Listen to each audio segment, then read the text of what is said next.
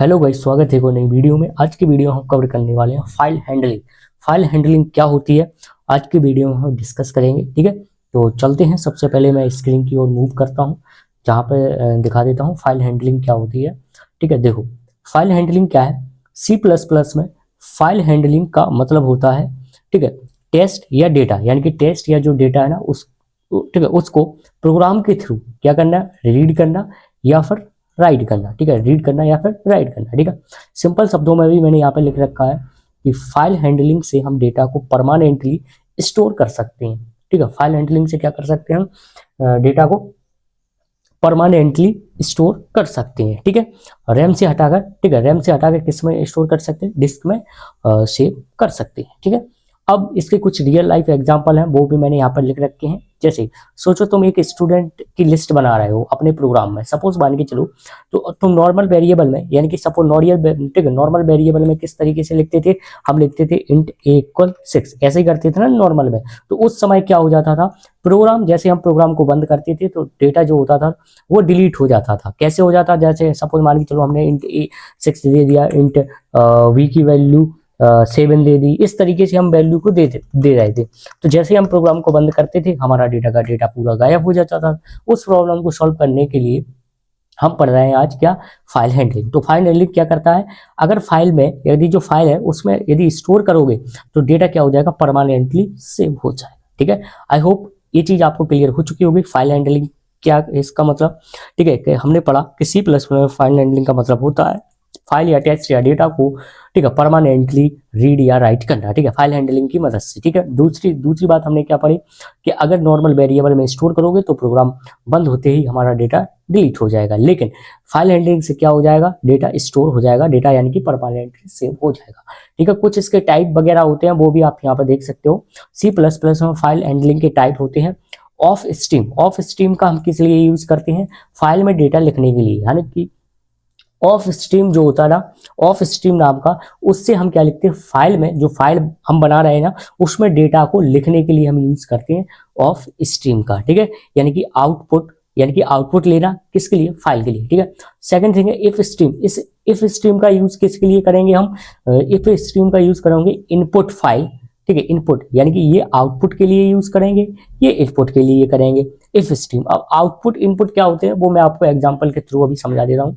ठीक है, अभी आप ये समझ लो कि सी प्लस प्लस में फाइल हैंडलिंग के 3 टाइप होते हैं। एक होता है ऑफ स्ट्रीम, एक होता है इफ स्ट्रीम। ठीक है, इफ स्ट्रीम का काम क्या होता है, फाइल से डेटा को रीड करना। क्यों करना, जैसे कि ऑफ स्ट्रीम की मदद से हमने फाइल में डेटा लिख दिया, ठीक है, कुछ भी डेटा लिख दिया, सपोज XYZ। अब उस XYZ को हमें रीड भी तो करना पड़ेगा, तो उसके लिए हम यूज करते हैं इफ स्ट्रीम का, जो क्या करता है, फाइल से डेटा को रीड कर देता है। और एफ स्ट्रीम की मदद से क्या करते हैं, रीड राइट, यानी कि दोनों का यूज करना हो, यानी कि किसका, फर्स्ट और सेकंड, यानी कि दोनों।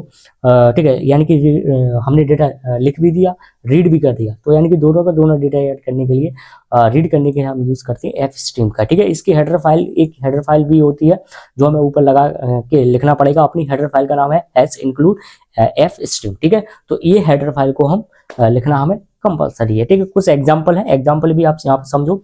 जैसे कि हम अपनी हेडर फाइल यूज करते थे iostream.h टर्बो में, और ठीक है, हैज इंक्लूड conio.h। इसी तरीके से इसकी हेडर फाइल होती है एफ स्ट्रीम, जो कि यहाँ पे लिख रखी है, तो ये भी लिख दिया हमने एफ स्ट्रीम। ठीक है, ये कुछ नहीं है, ये जब हम कोड रन करेंगे अपने नेक्स्ट वेरिएबल का, सॉरी, नेक्स्ट एनवायरमेंट, जैसे कि कोई अदर, अभी हम यूज कर रहे हैं टर्बो। ठीक है, तो टर्बो में हमें ये देखना पड़ेगा, हैज इंक्लूड iostream.h का यूज करेंगे।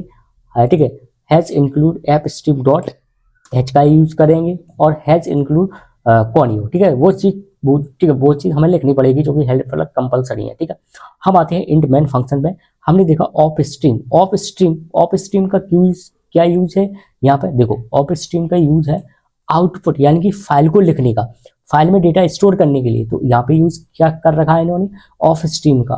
ठीक है, ऑफ स्ट्रीम, और जो फाइल का नाम रख दिया हमने student.txt। ठीक है, student.txt की जगह आप कुछ भी लिख सकते हो नाम, सपोज इसका नाम रख दिया आपने फाइल, ठीक है, file1.txt। तो क्या हो जाएगा, file1.txt नाम से एक फाइल क्रिएट हो जाएगी आपके प्रोग्राम में। ठीक है, अब वो जो फाइल क्रिएट होगी उस फाइल के अंदर आपको कोई डेटा वगैरह लिखना हो तो यहाँ पे लिख रखा है मैंने, 2 डेटा लिख रखे हैं, ठीक है। जैसे कि नेम दे दिया आदत, एंड लाइन इसलिए लगा दिया ताकि मेरा जो डेटा रहे वो लाइन ब्रेक करके आए, ठीक है। दूसरा डेटा लिख दिया सिटी, सिटी की वैल्यू ये डाल दी, ठीक है। आप कुछ भी डाल सकते हो यहाँ पे, ठीक है।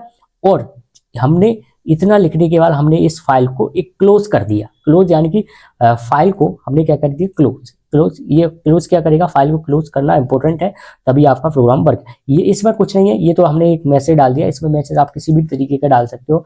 हमने एक मैसेज डाल दिया कि डेटा फाइल में लिख गया, इसलिए डाल दिया जैसे हम अपना प्रोग्राम को रन करेंगे तो ये जो ब्लैक स्क्रीन आती थी ना हमारी जो टर्बो पर, तो वहां पे एक मैसेज आ जाए हमें ये समझने के लिए कि हमारा डेटा सेव हो गया, उसके लिए ये एज आ एक मैसेज डाल दिया। ये कुछ नहीं है, ठीक है।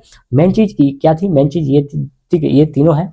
ऑफ स्ट्रीम से हम क्या लिखते हैं, फाइल बनाते हैं। फाइल का नाम कुछ भी हो सकता है, उस नाम से फाइल हमारी टर्बो यानी कि जो टर्बो अपनी जो स्क्रीन है उसमें सेव हो जाएगी, ठीक है। और उस फाइल में क्या क्या डेटा डालना है यहाँ पे इस तरीके से डाल सकते हो। आप चाहो तो नेक्स्ट एक और डेटा डाल सकते हो, किस तरीके से, इस तरीके से, ठीक है। सॉरी, जैसे कि मैंने इसी का कॉपी किया और यहाँ पे डाल दिया फाइल, ठीक है, ठीक है। सिटी का नाम हो गया, आपकी डिस्ट का नाम क्या है, ठीक है, डिस्ट का नाम क्या है, तो यहाँ पे आप अपनी जो भी डिस्ट हो वो आप डाल सकते हो। सपोज ABC, ठीक है, इस तरीके से डबल स्ट्रिंग, ठीक है, इस तरीके से आप डाल सकते हो, ठीक है। और चाहो तो यहाँ पे आप एंड एल लाइन ब्रेक करके डाल दो ताकि डेटा हमारा लाइन ब्रेक करके आए, ठीक है। अब ये जो डेटा हो गया हमारा सेव, फर्स्ट एग्जांपल में क्या हो गया, हमारा डेटा हो गया सेव किसके अंदर, टर्बो के अंदर। अब हमें ये चेक करना हो यानी कि ये जो डेटा है हमारा, इस डेटा को हमें आउटपुट में देखना हो तब तब ठीक है, तब के लिए यानी कि रीड करना हो तब हम यूज करेंगे एफ स्ट्रीम का या फिर इफ स्ट्रीम का, दोनों में से कोई भी एक यूज कर सकते हो। जो ये लिखा ना फाइल से डेटा को रीड करने के लिए, ठीक है, दोनों करने के लिए रीड और राइट, तो एफ स्ट्रीम का यूज कर लो, ठीक है। तो देखो हमारे दूसरे एग्जांपल में यही लिखा है कि फाइल से डेटा को रीड करना हो तो हम यूज करेंगे इफ स्ट्रीम, ठीक है। देखो हमने क्या लिखा है, इफ स्ट्रीम, ठीक है। इफ स्ट्रीम का किसके लिए यूज करते थे, ये लिखा है इफ स्ट्रीम का हम यूज करते थे फाइल से डेटा को रीड करने के लिए, यानी कि जो फाइल है, फाइल में किस नाम का बनाया है हमने, फाइल में हमने बनाया है फाइल 1 नाम का, तो यहाँ पे लिख देंगे फाइल 1। क्यों, देखो ये लिख रखा है ना मैंने फाइल 1 नाम से सेव की थी, तो उसी नाम से मुझे यहाँ पे लिखनी पड़ेगी फाइल 1.txt, ठीक है। एक वेरिएबल ले लिया स्ट्रिंग टाइप का, कैर नाम का भी ले सकते हो, इन्होंने अभी डेटा स्ट्रिंग टाइप का लिया है, कोई दिक्कत नहीं, ठीक है। अब इन्होंने लूप लगा दिया, और लूप कब तक चलेगा, जब तक कि इसमें ये जो फाइल है, ठीक है, ये जो फाइल है इसमें यदि डेटा है और यहाँ पे ये डेटा को दिखाता रहेगा, और यहाँ पे इसके लिए क्लोज कर दिया, ठीक है। तो इस तरीके से ये अपनी फाइल हैंडलिंग वर्क करती है। आई होप आपको ये चीज अच्छे से क्लियर आ चुकी होगी। मैं आपको टर्बो पे एग्जीक्यूट करके दिखा देता हूँ। सो ओके गाइस, मैं आपको टर्बो पे एग्जीक्यूट करके दिखा देता हूँ, ठीक है। तो चलते हैं सबसे पहले टर्बो पे। टर्बो पे देख सकते हो मैंने इस तरीके का स्ट्रक्चर बनाया रखा है, हेडर फाइल लिख रखी है, ठीक है। एक हेडर फाइल और ऐड कर दी एफ स्ट्रीम नाम की और एक स्ट्रिंग नाम की, ठीक है। ये 2 हेडर फाइल मैंने ऐड कर रखी है, क्यों, क्योंकि मैं स्ट्रिंग का यूज करने वाला हूँ और एफ स्ट्रिंग इस फाइल का यूज करने वाला हूँ, ठीक है। तो सबसे पहले मैं एक काम करता हूँ, यहाँ पे हमने फंक्शन पढ़ा था याद हो, ऑफ स्ट्रीम नाम का, ऑफ स्ट्रीम नाम का जो मैंने आपको रफली बताया था, वही मैं यहाँ पे लिख रहा हूँ। और फाइल, ठीक। अब इसमें मैं लिखूंगा अपनी फाइल का नाम, फाइल का नाम कुछ भी हो सकता है। सपोज मान के चलो मैंने रख दिया demo1.txt, डेमो नाम की मैंने फाइल नाम लिख रखा है, ठीक है। इस तरीके से आप भी किसी भी नाम का आप लिख सकते हो, ठीक है, डेमो। अब इस फाइल में यानी कि ये जो फाइल लिख रखा है, इस फाइल में मैं सेव करने वाला हूँ अपना डेटा, ठीक है। क्या डेटा करने वाला हूँ सेव, सपोज मान के चलो नेम, नेम किसी का ये हो, क्या हो, सपोज मान के चलो मैंने अपना ही नाम रख दिया, ये मेरा नाम है, ठीक है, सॉरी AND, ठीक है। और यहाँ पे मैंने क्लोज कर दिया और एक एंड एल लगा दिया ताकि लाइन ब्रेक करके आए। सेकंड फाइल, ठीक है, सेकंड में यानी कि एक और डेटा डाल दिया जिसमें मैंने अपनी एज लिख रखी है, ठीक है, मेरी एज, ठीक है, इक्वल एज 23, ठीक है, इस तरीके से, और एंड एल नाम का, ठीक है। और एक और लिख लिया मैंने, सपोज मान के चलो फाइल में और डेटा लिख दिया, इस डेटा का नाम क्या रख दिया मैंने, सपोज मान के चलो सिटी, ठीक है। तो सिटी में मैंने डाल दिया दतिया, ओके। तो इस तरीके से मैंने ये डेटा अपना बना दिया, ठीक है। अब इस फाइल को क्लोज करना कंपलसरी है, जो कि हमने पहले भी देखा था। ये जो फाइल है, फाइल को क्लोज कर दो। क्लोज आपका ये फंक्शन ये क्या कर देगा, क्लोज कर देगा, ठीक है। और एक मैंने मैसेज डाल दिया, मैसेज में डाल दिया डन, ठीक है। एक इस तरीके का मैसेज डाल सकते हो या कुछ भी डाल सकते हो।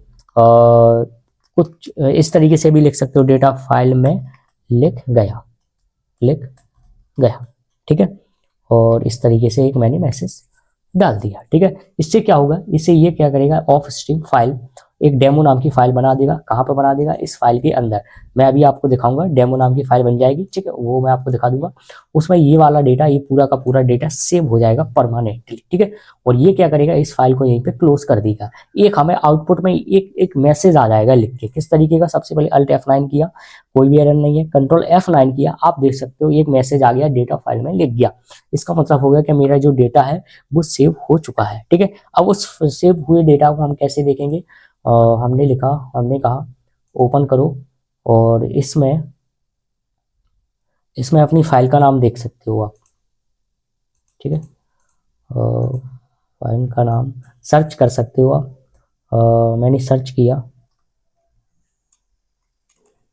फाइल का नाम है मेरा demo1.txt। देखो ये आ गया मेरा डेटा, ये हो गया ना सेव।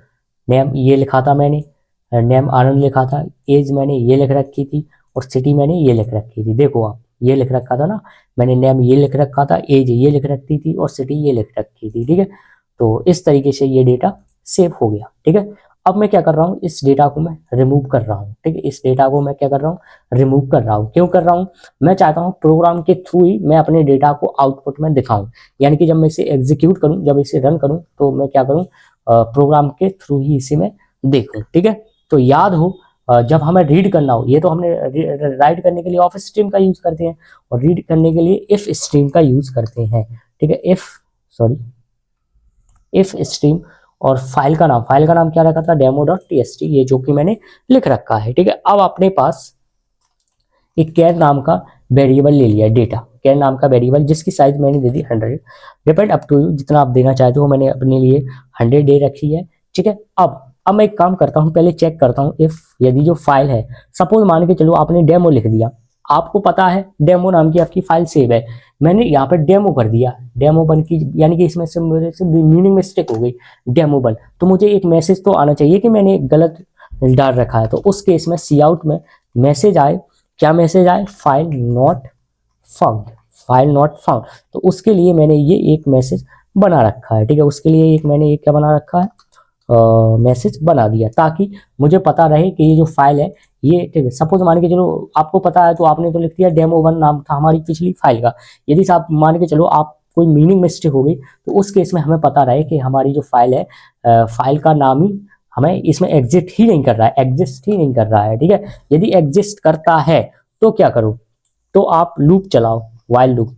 कब तक चलाओ, जब तक कि हमें अपना डेटा मिलता रहे। तो हम इसमें लिख देंगे गेट लाइन नाम का फंक्शन है, जो कि हमने स्ट्रिंग में पढ़ा था, और डेटा, ठीक है। और जो डेटा क्या है, इस वेरिएबल में, यानी कि इस वेरिएबल में, ठीक है, उस डेटा को कॉपी कर दो। कितना कॉपी कर दो, 100 ही डाल दो, जो ऊपर आपने डाल रखा वही, ठीक है। स्टार्ट कर ली, और सी आउट में यहाँ पे इस डेटा को दिखाते रहो। चाहो तो एंड एल भी आप यूज कर सकते हो, एंड एल इस तरीके का, और इसका ये हो गया। और फाइल को क्लोज कर दो, जो कि हमने पहले भी देखा था कि हमें फाइल क्लोज करना कंपलसरी होता है, जो कि मैंने कर रखा है, ठीक है। अल्ट F9 किया, कोई दिक्कत है नहीं है। अब इससे होगा क्या, समझो इस बात को, और स्टेटमेंट मिसिंग है, हाँ ये अल्ट F9 किया, एक एरर आ चुकी है, कहीं पे मैंने एरर कर रखी है, और इसका, हाँ इसका एक ब्रैकेट नहीं लगाया मैंने, ठीक है। अब अल्ट F9 करूंगा, कोई भी एरर नहीं है, ठीक है। कंट्रोल F9 किया, इसने कहा फाइल नॉट फाउंड, क्यों, क्योंकि उसे फाइल एग्जिस्ट ही नहीं मिल रही है, डेमो नाम की कोई फाइल है ही नहीं, हमारी फाइल थी demo1 नाम की, ठीक है, demo1 नाम की। अब ये चेक करेगा क्या फाइल एग्जिस्ट करती है, जी हाँ करती है, तो ये वाला मैसेज नहीं चलेगा। ये कब चलेगा, जब फाइल एग्जिस्ट ना करो, ठीक है। अब कौन सा रन करेगा, ये वाला एग्जिस्ट करेगा, ठीक है, रन करेगा।